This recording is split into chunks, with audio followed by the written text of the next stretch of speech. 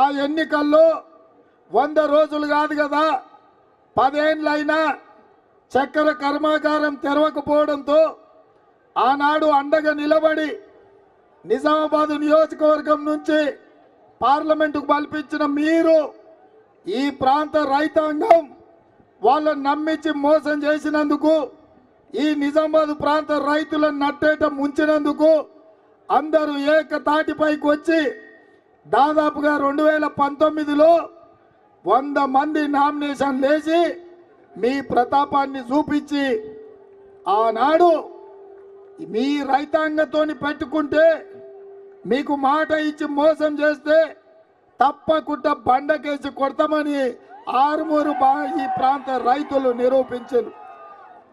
అదేవిధంగా 2019లో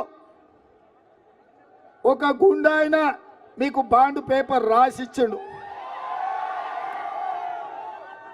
5 రోజుల్లో అధికారంలోకి వచ్చిన వెంటనే ఎంపీగా గెలిచిన 5 దినాలల్లో నిజామాబాద్ పసుపు రైతాంగానికి నిజామాబాద్కు పసుపు బోర్డు తెస్తా అని బాండ్ పేపర్ రాసి ఇవ్వడమే కాదు, రాజ్నాథ్ సింగ్ నాడికి పిలిపించి మీకు అందరికి మాట ఇప్పించండు. రామ్ మాధవ్ గారిని ఈ ప్రాంతానికి ఆహ్వానించి రామ్ మాధవ్ గారి చేత కూడా మీకు మాట ఇచ్చిండ్రు. మీరు అనుకున్నాడు మావాడే మా బిడ్డనే పసుపు బోర్డు ఇప్పిస్తా అంటున్నాడు కదా, పసుపు రైతాంగాన్ని ఆదుకుంటా అంటున్నాడు కదా, అందుకే కవితను బండకేసి కొట్టి ఈ గుండును పార్లమెంటుకు మీరు పంపించింది.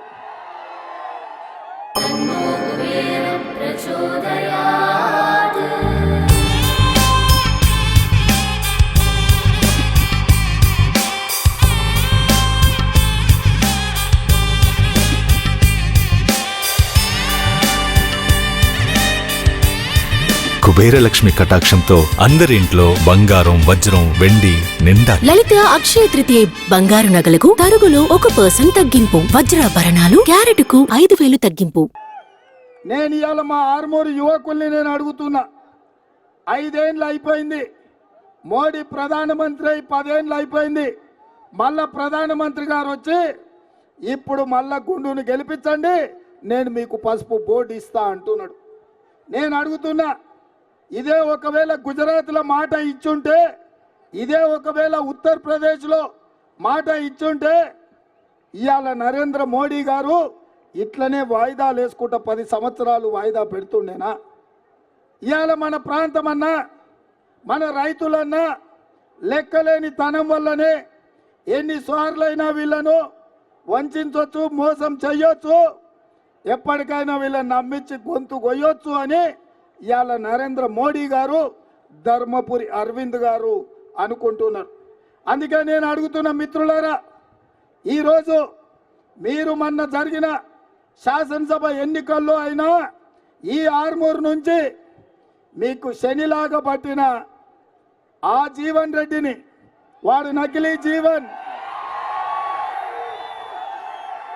నికార్సైన జీవన్ అన్న ఇక్కడున్నారు.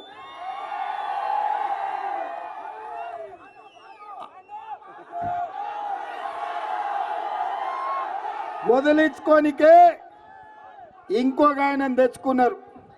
ఇవాళ మీ పరిస్థితి పెన్న మీద నుంచి పోయి పొయ్యిలో పడ్డట్టు అయింది. ఈడ కూడా అసెంబ్లీలో కాంగ్రెస్ను గెలిపించకుండా బీజేపీని గెలిపించారు. నేను అడుగుతున్నా, మరి బీజేపీ నుంచి గెలిచి ఎమ్మెల్యే గారు 150 రోజులు అయ్యింది, మోడీ గారి నుంచి మీకు ఏమి తెచ్చిండో? చివరికి ఆర్మూరు మున్సిపాలిటీకి, ఇది అత్యంత ప్రాచీనమైన మున్సిపాలిటీ, ఎప్పుడో గ్రామ పంచాయతీ కట్టిన బిల్డింగ్లో మున్సిపల్ కార్యాలయం ఉన్నది.